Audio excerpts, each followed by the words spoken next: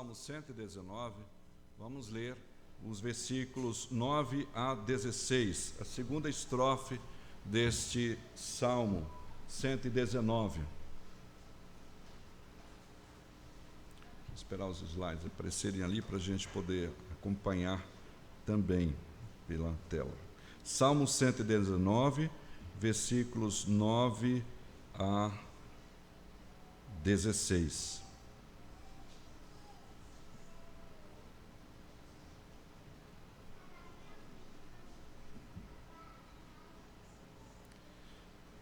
Nós estamos na segunda estrofe do Salmo 119, aí está a leitura. Aí eu pedi a Amanda que vai passando para a gente aí, tá bom, Amanda? Assim está a palavra de Deus. De que maneira poderá o jovem guardar puro o seu caminho, observando segundo a tua palavra? De todo o coração te busquei, não deixes que eu me desvie dos teus mandamentos. Guardo a tua palavra no meu coração, para não pecar contra ti. Bendito és tu, Senhor, ensina-me os teus decretos. Com os lábios tenho narrado todos os juízos da tua boca. Mais me alegro com o caminho dos teus testemunhos do que com todas as riquezas. Meditarei nos teus preceitos e as tuas veredas terei respeito. Terei prazer nos seus decretos. Não me esquecerei da tua palavra. Oremos a Deus mais uma vez. Querido Deus, obrigado pela oportunidade que nós temos de sermos reunidos aqui neste lugar, que o Senhor, com a sua soberania, permitiu que fosse estabelecida esta igreja, porque o Senhor tem um propósito para ela neste lugar onde ela está. Se assim não fora, o Senhor não haveria de permitir que isso acontecesse. Também o Senhor trouxe aqui essa noite todos os teus irmãos, todos os teus filhos, nossos irmãos, que o Senhor quer apacentar o coração nesta noite. Também o Senhor trouxe neste tempo os pastores para esta igreja, que o Senhor está trabalhando nela, não apenas com o reverendo Sérgio ou comigo, mas com todos os que ensinaram e participaram e estiveram sendo usados pelo Senhor para preparar os teus servos que aqui estão. Obrigado por isso. Nos faz submissos à tua vontade, nos faz submissos à tua palavra, nos faz, ó Deus, que nós reconheçamos que nós carecemos do Senhor e que igreja é um lugar muito importante para estarmos com a nossa família, porque aqui nós encontramos refrigério, a palavra certa na igreja do Senhor, espalhada sobre a face da terra, a palavra certa, a exortação, o ânimo e tudo mais que nós precisamos para vivermos nesse mundo, até quando o Senhor voltar e restaurar todas as coisas. Obrigado, Pai, em nome de Jesus, aquele que nasceu, morreu, ressuscitou, está à direita do Senhor nesse momento, intercedendo por nós, de onde haverá de voltar para julgar todas as pessoas e para nos colocar no eterno reino, para a glória dele oramos. Amém. Queridos irmãos, estamos então com essa série de sermões do Salmo 119, o segundo, segunda estrofe destes versículos todos. Nós temos 22 estrofes neste Salmo, cada um composto de 8 versículos. E o tema de hoje tem a ver com esta vida de santidade.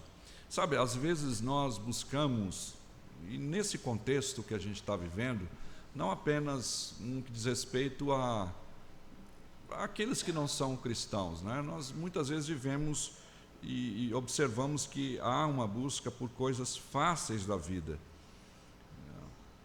Muitas vezes nós temos percebido igrejas que se dizem cristãs, elas negociando a palavra do Senhor, tentando de alguma forma se tornar aprazível para os seus ouvintes, para o seu público-alvo, né? De maneira que vai deixando a palavra e as mensagens muito diluídas sem de fato chamar a atenção para aquilo que é verdadeiro. A gente tem muitas vezes pessoas que querem, pensando, por que eu vou viver sacrifícios da renúncia do cristianismo? Um pecado ali, um outro acolá, não faz muita diferença, apenas proporciona satisfação daquele momento, não compromete nossas vidas, e de repente eu posso pôr uma pitadinha de alguma coisa aqui, só para não ser aquela pessoa cabrunhada. E quando se percebe, a gente ficou, esse tipo de comportamento nos deixa totalmente comprometidos com o pecado. Eu lembro de uma historinha antiga que eu vi numa revista, de uma pessoa brincando com uma mancha, né, digamos assim, e aos poucos ela foi se tornando maior, um livrinho, e aí essa mancha é o pecado, e ela se tornou completamente subjugada por esta pequena mancha, né? Por este pequeno fardo que antes era uma coisinha de nada, mas que foram sendo acrescentadas uma série de coisas no decorrer do caminho, que tornou impossível caminhar por conta do comprometimento com o erro, com o pecado. Nós estamos diante de um texto que fala sobre essa relação, desse tipo de vida descomprometido, e qual é a opinião do texto sobre isso. Quando pregamos a primeira estrofe, o autor, nos versículos 1 a 8, o autor deste salmo estava vivendo no meio de uma realidade amplamente oposta aos padrões propostos por Deus. Ele, de alguma maneira, o texto me parece que ele é alguém que está num lugar de gente que influencia, e parece que o texto aponta sim para ser uma pessoa mais jovem, apesar de que a palavra jovem também pode ser traduzida por servo. Mas no primeiro estrofe, nós falamos que esse contexto, essa realidade, ela estava oposta aos padrões propostos por Deus. Ele vivia nesse contexto de um povo que deveria honrar os propósitos, os decretos, os mandamentos, a palavra de Deus, mas ele observava que essas pessoas não queriam saber de compromisso, não queriam saber de verdade nenhuma, nem de prática dessa palavra, dessa justiça verdadeira. Gente que perseguia quem demonstrava respeito pela lei, mas não eram estranhos. Era como se aqui nós fôssemos todos nós cristãos e de repente começássemos a perseguir uma pessoa por ele seguir a palavra de Deus. Então você vê a coisa estranha em que o contexto deste autor. E a gente aprendeu que ao invés de revidar a perseguição e a injustiça, a humilhação e o desprezo com palavras inflamadas de ódio, ou até mesmo usar a força, essa primeira estrofe do Salmo 119, ele enfatizou a sua infalível segurança para vencer os inimigos externos. E aí a gente sempre diz, se você olhar todos os Salmos de 119, como diz para ler esse Salmo 119, quem leu vai perceber isso, que o tempo todo ele está falando de palavras, decretos, mandamentos, e tudo isso aponta para Cristo Jesus, que é a própria palavra encarnada, o verbo encarnado. E no final do primeira estrofe, nós dissemos que a possibilidade para andarmos por aquele caminho de infalibilidade, na segurança, tem que ser na confiança daquele que é a palavra. Não é diferente nesta segunda estrofe, porque nessa poesia há outra preocupação na segunda estrofe, que está ali ocupando a mente deste jovem salmista. Ele não está preocupado agora com relação às questões externas, com os perseguidores, com os injustos, com os falsos religiosos, com gente mentirosa ou com gente que despreza os decretos de Deus. O que ele está inquieto, o que está inquietando a sua alma pelo texto, ele está inquieto é com a influência disso tudo em sua própria vida. O problema agora que ele destaca nesta segunda estrofe é a sua luta interior. Na estrofe anterior, de maneira geral, ele faz uma espécie de canção, porque os salmos são um livro de cânticos, né? O inário do povo judaico. Então, na estrofe anterior, ele faz uma espécie de canção contra o desprezo aos princípios e os preceitos de Deus. E ele faz uma reflexão com relação à sua própria postura diante de toda situação. Agora, nessa estrofe do versículo 9 a 16, há um estreitamento nessa relação. Ele agora enfatiza claramente a sua preocupação com o tipo de influência que ele pode receber do meio no qual vive.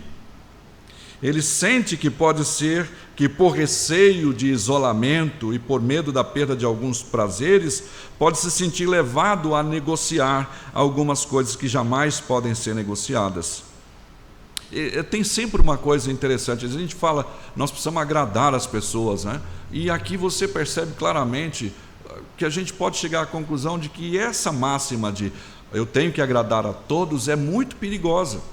Porque quando você agrada a todo mundo, você tem que abrir mão de alguns princípios para conseguir agradar todas as pessoas. E isso não é positivo. E o que o salmista está dizendo, eu não posso abrir mão de determinados princípios para que eu seja aceito. Isso está claro. Ele está pensando sobre isso, de ver a sua segurança ser minada a ponto de perder o alvo principal de sua vida. Então a pergunta no início da estrofe demonstra claramente que ele quer ter resolvido uma questão interna, íntima, de maneira eficaz. Então ele questiona, né, essa pergunta que ele faz claramente: de que maneira poderei guardar ou conservar puro o meu caminho? Essa é uma pergunta chave aí. De que maneira poderá o jovem guardar puro o seu caminho? Essa deve ser também uma pergunta de todo crente que almeja viver bem e seguro, porque ela se trata de uma pergunta inquietante, ela é, de certa forma, retórica, porque há só uma resposta. Ele está fazendo uma pergunta, não assim, bom, me dê algumas opções pelas quais eu posso ter segurança, né, ou que eu possa conservar puro o meu caminho. Não, é uma pergunta retórica porque só há uma resposta. Ele a faz, mas ele sabe que não pode encontrar outra resposta senão a que está impregnada em sua própria mente, ainda mais pelas considerações que ele expôs na primeira estrofe do Salmo. Essa segunda estrofe, portanto, começa com a letra hebraica Beit. É um acróstico, cada estrofe começa com uma letra para memorização. E a resposta à pergunta que ele faz é que muito nos interessa hoje, para mim e para você, especialmente para nós que estamos aqui e precisamos viver uma vida que não abra mão de princípios, que não negocie em favor da aceitação. Não estou dizendo com isso que devemos ser insuportáveis, não é isso. Mas essa pergunta, ela precisa ser respondida, porque é altamente didática e tem como alvo muito claro oferecer a definição de propostas claras, práticas, necessárias e eficazes à questão. Como se pode conservar pura a vida? Essa é a pergunta. Como manter a vida no alvo certo, irmãos? Veja como essa pergunta é a pergunta de $1 milhão, que as pessoas gostariam de ter respostas por aí. Como é que eu encontro o caminho certo para andar? De certa forma, essa pergunta é feita de várias maneiras a vários profissionais em várias profissões. Como é que eu acerto? Como é que eu faço a coisa certa? Como é que eu lido com essa situação? Como é que eu lido com o meu estado de mente? De que maneira eu posso conservar puro a minha vida? Como manter a minha vida no alvo certo? Como ter segurança quanto ao caminho que se anda? Então o texto oferece 4 princípios importantes para responder essa pergunta intrigante. O primeiro princípio é: o caminho para a manutenção da pureza de vida passa pela observação da palavra. Tenha em mente sempre Cristo, irmãos. Depois nós vamos enfatizar no final. Mas tenha em mente sempre Cristo. O caminho para a manutenção da pureza da vida passa pela observação da palavra. Não se pode negar que muitas decisões são tomadas diariamente. Dizem que as pessoas normalmente tomam centenas de decisões durante o dia. Hoje você deve ter tomado centenas de decisões. Como assim, pastor? Que hora eu vou levantar, se eu vou tomar café ou não vou, se eu vou comer um bolinho, se eu vou fazer um regime, se eu vou, não é? Enfim, que roupa eu vou vestir, que sapato ou tênis, essas coisas. Não foi? Vocês tomaram várias decisões antes de vir aqui hoje. Várias decisões. Tomamos centenas, algumas mais simples, tais como essa: a hora de levantar da cama, que roupa vestir, que tipo de café vou tomar, quais coisas eu vou fazer em primeiro lugar, etc. E outras mais complexas: o que falar ou não, se diz a verdade ou se mente, isso tudo decidimos. Se respeita ou não, se mata ou deixa viver, se obedece ou desobedece. E às vezes nós tomamos este segundo grupo de decisões da mesma maneira que nós tomamos o primeiro, sem muita reflexão. Eu não paro e faço uma reflexão teológica, filosófica, para saber que roupa eu vou vestir.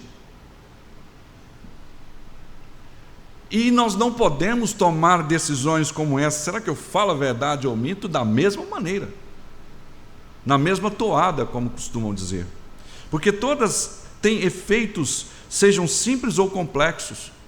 Eu costumo dizer que nós temos a livre agência de escolher o que fazer, só não podemos controlar as consequências.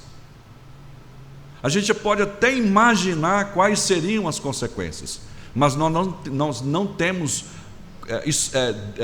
controle sobre as consequências das decisões que nós tomamos. Já disse uma vez aqui que é por isso que nós dizemos tanto aquela frase famosa, né? Se arrependimento matasse. Porque nós tomamos decisões e de repente as consequências não foram aquelas que nós imaginávamos. Então, no caso do salmista, vivendo no meio de uma sociedade sem qualquer tipo de consideração pela palavra de Deus, essa pergunta tem um conteúdo muito sério. É como se fosse o clamor de alguém pedindo a Deus direção sobre as decisões, considerando que era alguém que deveria refletir uma real submissão a Deus e à sua lei. É como se estivesse dizendo: olha, Senhor, as coisas não estão nada bem. No versículo, na estrofe anterior, as coisas não estão nada bem, muita perseguição, muita humilhação, e parece que essas pessoas estão se dando bem. Eu não gostaria de me contaminar, de perder o alvo, então como é que fica? Como é que eu posso me manter puro, considerando tantas tentações? Como vivemos no meio de uma época de desprezo à vida piedosa, de devoção a Deus, e com o costume de tomar tantas decisões, essa é uma pergunta muito séria que todo cristão deve fazer. E aqui ficam a palavra os mais jovens, por causa da impetuosidade. Não estou com isso criticando severamente. Nós agradecemos também pelo vigor, pela força dos jovens em relação a tomar algumas decisões, nos ajudar, mas especialmente para os jovens. Uma pergunta muito séria. A não ser que a gente queiramos viver uma vidinha medíocre, ou seja, na média no mundo, e de repente descobrir do dia do juízo que a gente se enganou a vida inteira, tomando decisões equivocadas. A observação da palavra é a única resposta plausível para manter o caminho puro. É como se fosse, alguns dizem o óculos, nem o óculos, tira o óculos, é a visão mesmo, os olhos, para guiar as nossas vidas. Eu vejo esse texto como se ele tivesse com a Bíblia na mão, a palavra de Deus na mão, e o tempo inteiro, se pudesse, e alguém se encontrasse, fizesse alguma proposta, e ele dissesse: espera aí. Ok, está certo. Não está. Não é por esse caminho que eu devo andar. Então, esse texto diz: de que maneira poderá o jovem guardar puro o seu caminho? Observando segundo a sua palavra. A observação da palavra é a única resposta plausível para manter o caminho puro. Observação da palavra de Deus. A dinâmica disso pode ser explicada como uma ferramenta muito importante para guiar a gente por meio de caminhos desconhecidos, que é a bússola, hoje GPS. Como ferramenta, o navegador por áreas desconhecidas, a gente consegue chegar ao porto seguro. Então a palavra de Deus funciona como essa bússola. É isso, irmãos. A palavra de Deus continua sendo, apesar da graça de Jesus Cristo sobre nossas vidas, que cumpre todos os regulamentos da lei de forma completa, Ele nos leva de volta para a sua palavra. Então ela continua sendo válida, ela continua sendo importante. Nós, cristãos salvos pela graça, temos nas Escrituras Sagradas a bússola. A palavra de Deus funciona como esse mapa que indica o caminho seguro. Portanto, negligenciar a palavra de Deus na tomada de decisões é, no mínimo, uma loucura. Quantos nós conhecemos que estão tomando decisões equivocadas porque negligenciam de forma sistemática o que diz as Escrituras Sagradas? Se a Bíblia aponta para a direita, ele vai para a esquerda. Se aponta para a esquerda, ele vai para a direita. Se a Bíblia fala A, ele faz B. Se a Bíblia fala B, ele faz A. Quantos nós observamos e, meu Deus, será que não estão percebendo isso? Uma vez conversando com um parente, diz: Deus não gosta de mim, porque isso. Eu fiquei ouvindo aquele negócio, e aí eu disse: olha, é verdade. Como assim? Você vai falar, ele fala A, você faz B. Ele fala direita, você vai à esquerda. Ele fala vá para frente, você vai para trás. E a culpa é de Deus. A culpa é dele. Você tem coragem de dizer isso? A observação do caminho, segundo a palavra, não tem relação com passividade, ou seja, alguém vai fazer por mim o que eu tenho que fazer. Ainda que sejamos livres da condenação da lei pela graça de Jesus Cristo, Ele nos leva, ou seja, Jesus nos traz de volta para a lei, para o cumprimento. O não matarás continua, e podemos não matar por causa da graça de Cristo Jesus. O não adulterar continua valendo, e podemos não adulterar por causa da graça de Jesus Cristo. Então, quando nós olhamos para as Escrituras Sagradas e falamos, ele diz, como é que o jovem pode guardar puro o seu caminho? Observando segundo a tua palavra. E essa observação é possível, porque temos em nós o Espírito Santo de Deus, dado por Cristo Jesus. Não é impossível.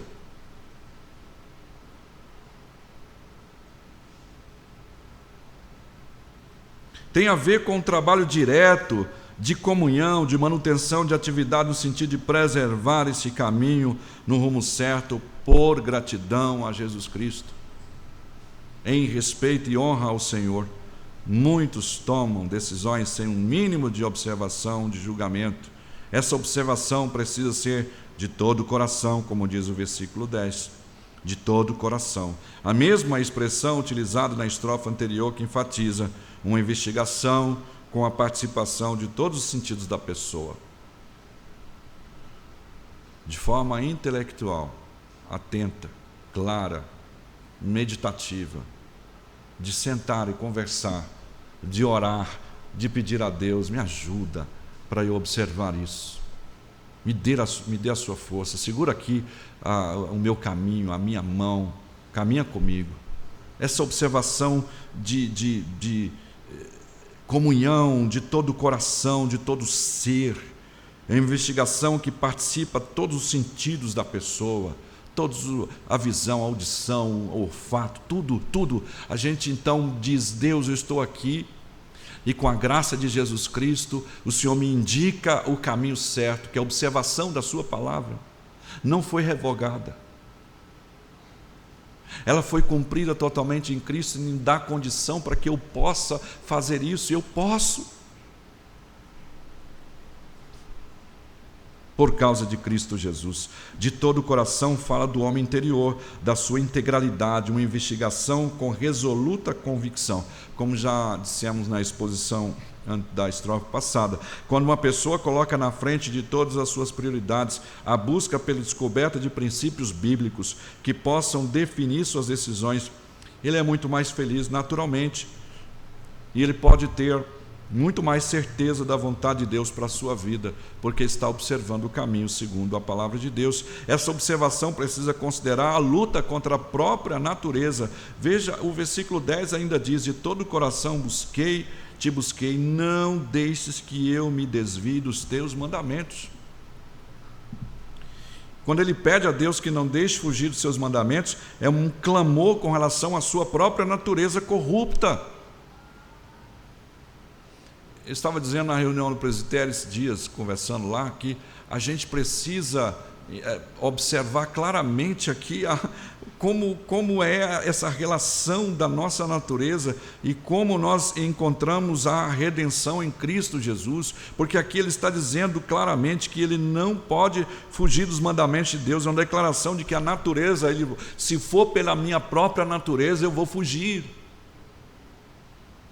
Gente, eu fico imaginando eu sem Cristo, você sem Cristo. As piores coisas que eu queria fazer, já teria feito.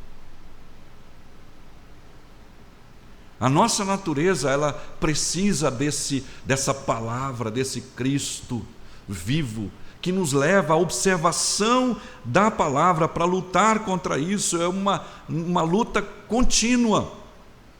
Esse pedido é um clamor a Deus que não deixe fugir, tanto mentalmente quanto moralmente, de seus mandamentos.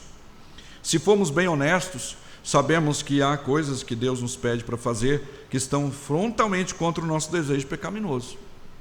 Coisas que Deus pede que a gente faça e diz: meu Deus, mas isso não. Como, por exemplo, ame os seus inimigos, ore pelos que te... mas isso aí não, Deus, é muito ruim o cabra. Mas ele não diminui o padrão. Ele não diz assim: ok, se ele for muito ruim, você não precisa amar, ama mais ou menos. E aí nós observamos que ele está pedindo: não me deixes fugir, não me deixes que eu me desvie dos teus mandamentos. Não, eu não posso, sozinho eu não posso. Eu não posso, você não pode, nenhum de nós podemos. Esse pedido é um clamor a Deus que não deixe fugir disso. E muitas vezes nós não queremos abrir mão desses prazeres, porque é tão bom, tem dado tanto lucro, tem me feito ficar do lado de quem gosto, tem evitado a solidão, tem trazido benefícios que nunca tive, tem me feito prosperar, e etc, etc. Lembramos de Davi e Batseba. Ele viu os benefícios, achou que podia controlar as consequências. Conhece a história? Vou dar um jeito, afinal sou rei, vou apagar a testemunha, vai dar tudo certo. Ele só não contava com Deus. Ele só não contava com Deus, sabedor de todas as coisas. E a cessão de direitos ao pecado levou-lhe por caminhos terríveis. E quais óculos estão sendo usados para guiá-lo? Se você é corajoso, vai sem bússola mesmo? Eu conheço o caminho. Temos que tomar muito cuidado com relação a isso. Essa primeira estrofe, essa segunda estrofe, fala claramente sobre esse aspecto. Antes de sair daqui, queridos, para a sua casa, preste atenção, para estar seguro quanto ao caminho que leva à pureza de vida, não baseie-se nas suas experiências, elas são infalíveis, elas não são infalíveis. Somente a observação consistente da palavra de Deus confiado na graça de Deus, de modo a dizer: natureza pecaminosa, você precisa de Cristo. Você precisa de Cristo. Segundo, o caminho para a manutenção da pureza de vida passa pela valorização da palavra. O versículo 11 diz: guardo no coração, de todo o coração, guardo a tua palavra no meu coração, para não pecar contra ti. Mais uma vez ele volta: de que maneira poderá o jovem guardar puro o seu caminho? Aí diz: olha, para não pecar, eu tenho que valorizar a palavra. Por que eu estou dizendo isso? Porque guardar, esse é um termo que o salmista utiliza para demonstrar um respeito institucional, não é um termo para demonstrar um respeito institucional ou religioso pela palavra de Deus. Guardar é uma palavra que, no contexto do idioma do Velho Testamento, indica entesourar, dar valor. Guardo no coração, a palavra usada aí para o verbo guardar é como se fosse um tesouro, entesourar. E a gente só entesoura aquilo que é valoroso, aquilo que a gente considera como valor. A palavra que ele usa é para quem quer se referir a um tesouro que precisa ser bem guardado, e o lugar que esse tesouro precisa ser guardado é no centro da vida, no coração. Lá é o lugar mais próprio para isso, porque afeta todo o ser. É onde nós devemos guardar a palavra de Deus, dentro do nosso coração, não na estante, na gaveta ou de forma institucional, mas valorizar. Isso aqui precisa ser valorizado. Não, eu fico pensando, as pessoas dizem: nós somos uma ameba evoluída. Ok, então o que deu errado? Porque as coisas só estão piorando. O que deu errado? E como é que tudo vai se resolver? Pelo próprio homem. A Primeira Guerra Mundial acabou com isso. A Segunda, então.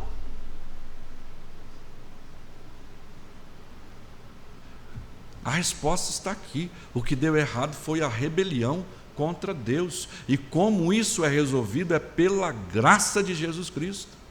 Isso precisa ser valorizado. É o que nós estamos fazendo aqui nessa igreja hoje. Você precisa entender o valor das Escrituras, não apenas para agora, nesse momento, mas o tempo todo, para todas as decisões. Vocês, jovens, vão precisar mais do que nunca no século que estamos vivendo, de não abrir mão da palavra. Fique seguro nela. Você não está errado, por mais que o mundo todo grite o contrário. Valorize, guarde, entesoure a palavra. A razão pela qual ele guarda ali como um tesouro tem um motivo muito sério. Não guarda, não apenas de modo intelectual, para dizer que conhece de cor e salteado a Bíblia. Tem muitos que advogam isso: eu conheço toda a Bíblia. E daí o diabo também conhece toda. Quando o salmista enfatiza a necessidade de valorização da palavra, ele amplia o conceito anterior como uma consequência natural. Nem todos que observam a palavra a valorizam. Tem gente que usa a palavra de Deus aí, já tem tatuado, né, nos braços, onde quer, escrito nas paredes, até a moeda, não sei se ainda tem, né, porque faz tempo que a gente não pega dinheiro físico, só, né, plástico. Tem lá: Deus seja louvado. Ainda tem, irmãos? Isso significa nada. Absolutamente nada.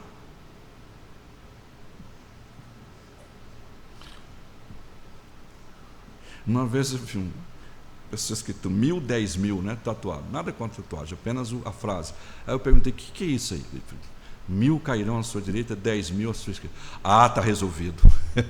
Então resolveu o problema. Está resolvido. Não é isso, irmãos? Valorizar a palavra não é apenas uma questão intelectual. O salmista afirma que para manter puro o seu caminho é preciso valorizar a palavra. Isso fica claro pela expressão que ele usa, como se estivesse falando de um tesouro que de fato é. Sabe por que ele faz isso? Porque você e eu precisamos entesourar a palavra de Deus, não para ter um nível de inteligência maior do que os outros, não é para ter uma cultura elevada, não é para conhecer grandes padrões morais, não é para dizer que é crente. Não, nós devemos, como salmista, entender como o salmista entendeu, guardar no lugar mais importante esse tesouro em nosso coração para não pecar contra Deus. Lembre, palavra. No princípio era a palavra, o verbo.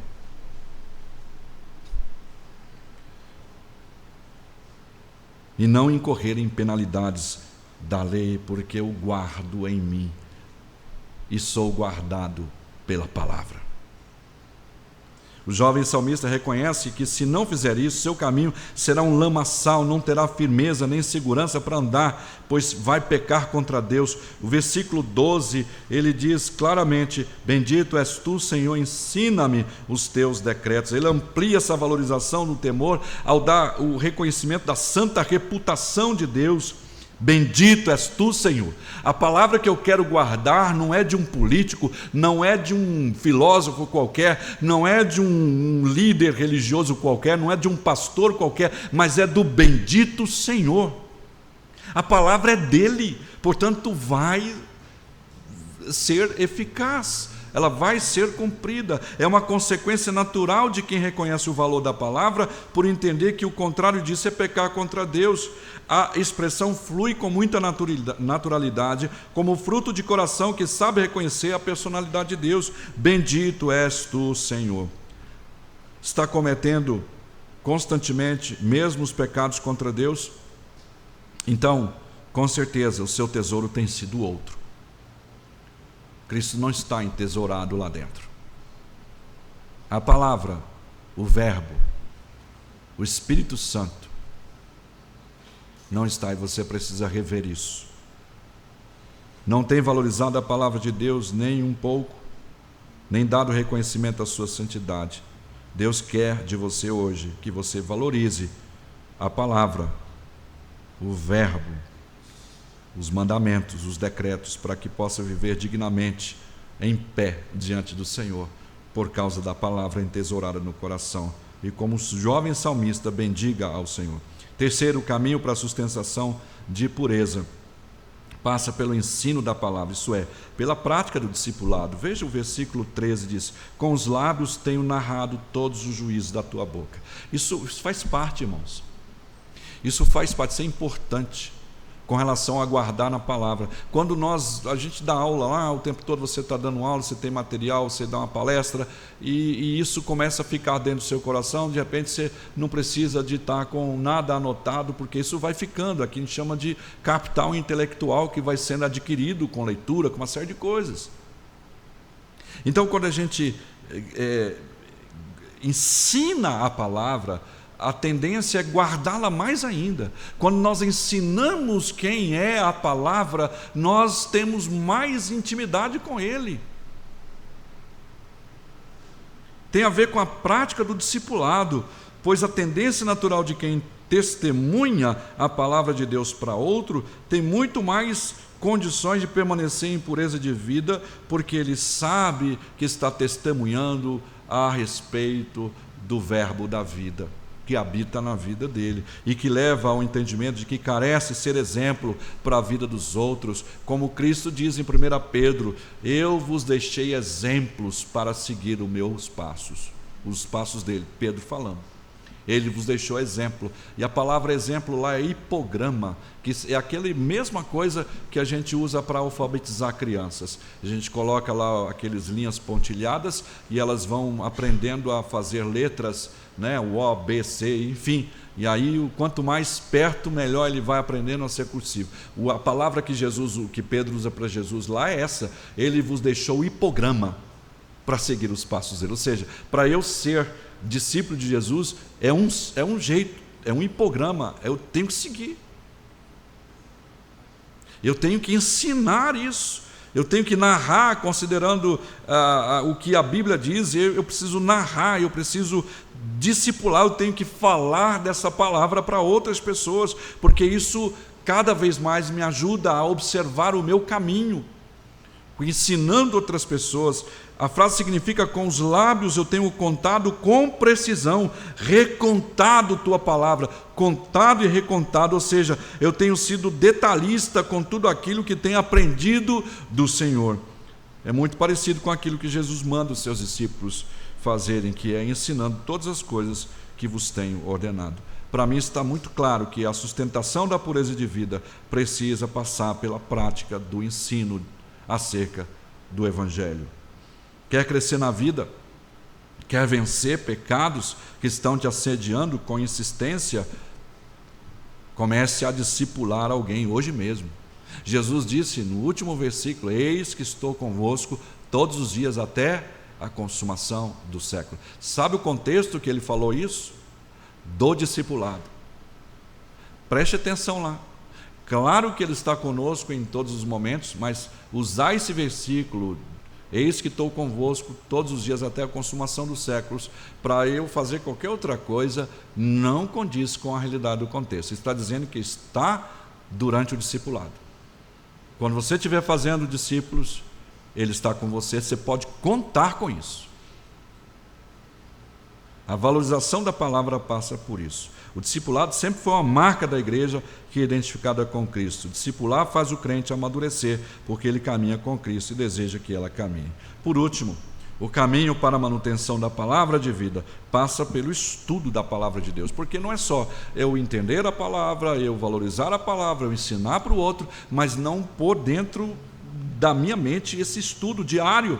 O versículo 14 a 15 diz: mais me alegro com o caminho dos teus testemunhos que com todas as riquezas. Meditarei nos teus preceitos e as tuas veredas terei respeito. Terei prazer nos teus decretos, não me esquecerei da tua palavra. O salmista poderia chegar agora à conclusão que chegou no final da sua busca. Afinal de contas, isso tudo que já cantou até aqui é o remédio, que é um cântico, como disse. Mas ele sabe que a vida do servo de Deus é um constante aprendizado, assim como Davi no primeiro salmo concluiu que a meditação não é uma prática que deve acontecer de vez em quando, mas sempre, dia a dia, o dia inteiro, dia e noite, o tempo inteiro. Então ele chega mais feliz de todas as suas conclusões. Quem quer ter vida pura, além de tudo mais, precisa gastar tempo para aprender mais aos pés da palavra. Aos pés da palavra. Meditar para ele tem a ver com ponderação, estudo, reflexão, pesquisa, submissão. Não é uma obrigação de outro, mas é obrigação dele, como mais um processo para alcançar a pureza no caminhar, estudar aos pés da palavra. O prazer do servo de Deus tem que ser o deste salmista, viver no aprendizado da palavra de Deus. Não foi uma, não foram duas, milhares de pessoas que se perderam na vida simplesmente por ignorar o estudo da palavra de Deus. O número desse desastre não é possível determinar. Você pessoalmente deve conhecer indivíduos, pessoas, irmãos, colegas, enfim, que se perderam na vida pelo fato de deixar de lado o aprendizado da palavra. Quando o salmista afirma que não se esquecerá da palavra, ele quer dizer claramente que jamais se deixará de preocupar com o valor da palavra de Deus para ele. Quando você que me ouve agora, se deixar que a necessidade do estudo da palavra de Deus seja esquecida, jamais conseguirá manter-se no caminho de pureza de vida, como diz a palavra de Deus. Não poderá entrar no santuário celestial se não for pela palavra. Se não for pela palavra. Com relação a esse ponto, o estudo da palavra ajuda o cristão a dar prioridade às coisas certas para a sua vida. O versículo 14 diz claramente isso. Me alegro com o caminho do que com todas as riquezas. Atualmente a filosofia, o estilo de vida que dirige o mundo, mais do que nunca é uma espécie de cosmovisão que procura dar prioridade ao ganho pessoal. Às vezes por outra a gente assiste filmes no contexto norte-americano e vocês já viram aquela tensão de quando tem algum filme que tem um protagonista que tem um filho e sempre tem um desfecho porque ele abre mão do emprego, né, para dar prioridade ao filho lá, porque essa filosofia, né, de se você quer ser um bom profissional, priorize você mesmo. a sua profissão, esqueça qualquer outra coisa. E muitas vezes nós caímos nessa mesma armadilha. Sexta-feira, conversando com um rapaz que ele ia para a faculdade fazer história, ele perguntou para mim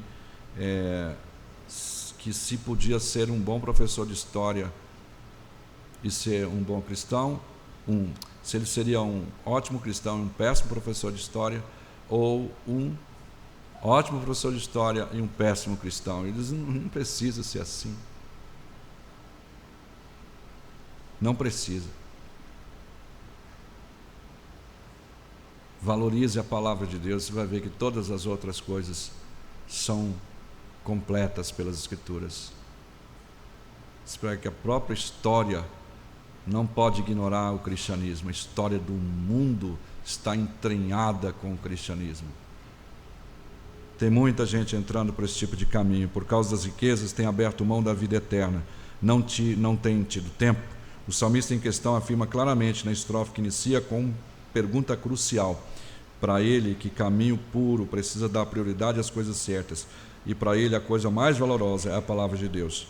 E como ela tem vencido as lutas, as humilhações, a perseguição, então não são com as riquezas que ele irá encontrar o caminho para se ver livre de pecar contra Deus. Tem muita gente que não pensa assim, apoia-se na posição, no dinheiro, no poder, na mentira, na rebeldia, e não por isso tem por direito o título de tolo. Porque vai escolhendo, diz o insensato, tolo no seu coração: Deus não existe.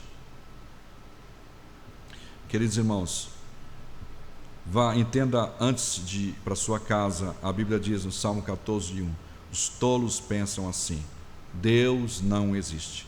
E por isso não pensam nem por um momento na eternidade, naquilo que vem após a morte, mas fazem tudo para obter algo nesta vida, negociando às vezes até seus valores e os seus princípios. Investem seu tempo, força, dinheiro, mas ainda assim o título da sua vida é tolo. Podem até conseguir tudo o que for possível neste mundo, mas erram o alvo. Em Lucas 9:25 está escrito: que vantagem terá alguém em ganhar o mundo inteiro, se ele mesmo se perder ou se for destruído. 2 Timóteo 3:1-5 diz: sabe, porém, isso, que nos últimos dias sobrevirão tempos penosos, pois os homens serão amantes de si mesmos, gananciosos, presunçosos, soberbos, blasfemos, desobedientes a seus pais, ingratos, ímpios, sem afeição natural, implacáveis, caluniadores, incontinentes, cruéis, inimigos do bem, traidores, atrevidos, orgulhosos, mais amigos dos deleites do que amigos de Deus, tendo aparência de piedade, mas negando-lhe o poder. Conclusão, queridos irmãos: como é que você está administrando sua vida pessoal? Isso não tem a ver apenas com os jovens. Acaso a palavra de Deus pede isso apenas dos mais jovens? Observe um resumo de tudo desses 4 aspectos. Primeiro, priorize a palavra em suas decisões diárias. Segundo, valorize a palavra como um tesouro. Terceiro, pratique o discipulado para sustentar a pureza, conhecer a Cristo. Quarto, compromisso com estudo contínuo. Isso é possível se você se esforçar muito? Talvez, mas nunca será suficiente. Veja tudo isso através de Jesus. Lembre-se disso. Tudo depende de Jesus Cristo. Tudo depende de Jesus Cristo. Em Cristo Jesus perceberemos que Ele fez por nós de maneira que pudéssemos, com Ele, seguir por esse caminho, encontrarmos respostas misericordiosas e graciosas para andar com Ele. Sua natureza, sua palavra encarnada, Ele é a palavra encarnada, o próprio verbo, a própria palavra. A sua obra proporciona as condições para a prática de princípios mencionados. Jesus é a encarnação da palavra. Jesus é a encarnação do verbo. O verbo se fez carne e habitou entre nós. A palavra se fez carne. Ele menciona no Evangelho de João, João diz claramente, no princípio era o Verbo estava com Deus e o Verbo era Deus. O versículo 14, e o Verbo se fez carne e habitou entre nós, e vimos a sua glória. Ele é a expressão viva, perfeita da vontade de Deus. A orientação nas decisões também através de Jesus. A vida de Jesus fornece um modelo para as decisões diárias, a busca constante pela vontade, pela palavra de Deus. É com a comunhão com Jesus que nós somos levados para isso. A obra redentora de Jesus, a sua morte e ressurreição, oferecem perdão, capacitação e libertação do poder do pecado, daquilo que nos leva para a prática do mundo. Jesus é o caminho para a pureza. Sua obra redentora remove as barreiras entre Deus e o homem, permitindo-nos que nós tenhamos condições de caminhar em pureza diante de Deus. E Jesus responde à pergunta em João 17, versículo 17.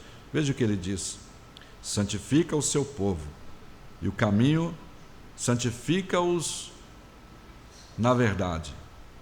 A tua palavra é a verdade. E a palavra que ele usa aqui para o substantivo palavra é a mesma de João capítulo 1, versículo 1, que é traduzida por verbo.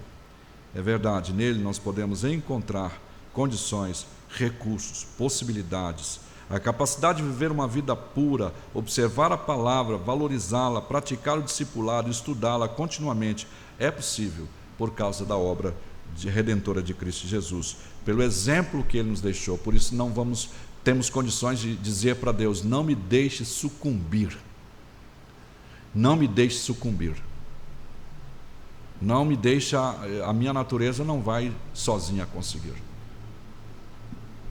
Cristo deixou exemplo. Ele não apenas nos aponta o caminho, mas também nos capacita para trilhar. Vamos curvar nossas cabeças e oremos ao Senhor mais uma vez.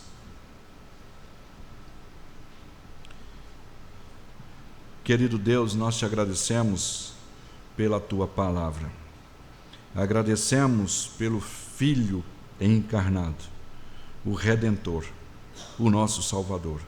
Agradecemos pelo Espírito Santo, que nos dá condições de caminhar neste caminho, de valorizar a sua palavra, de entesourar no coração. O nosso coração nesse momento se queima, só queima por causa do Espírito Santo que nos diz: ande por este caminho, eu vou te ajudar. Eu estou intercedendo por você 24 horas por dia, eternamente, diante do trono. Então nós podemos perguntar: de que maneira eu poderei guardar puro o meu caminho? Uma responsabilidade pessoal.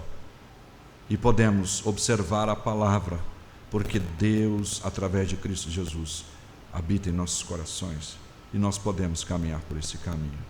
Deus, muito obrigado por esse presente. Obrigado por essa salvação que não seria possível de outra maneira. Obrigado, Pai, em nome do nosso Senhor e Salvador Jesus, a palavra, o Verbo encarnado, que habita em nós, oramos. Amém e amém.